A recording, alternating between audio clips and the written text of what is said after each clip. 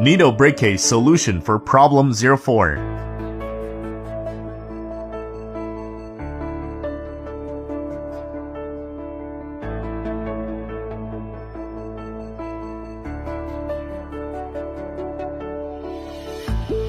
Needle must be fixed to the maximum top, otherwise it will cause thread breakage, skip stitch, needle breakage, and other problems.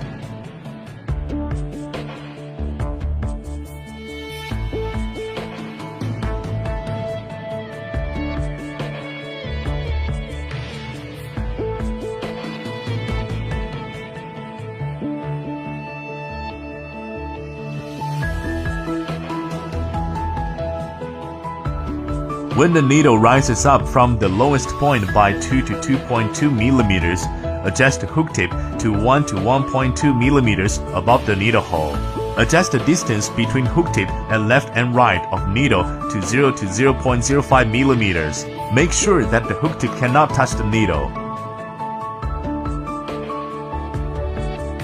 When sewing the heavy-duty material, use the needle plate minimum size 20 or above.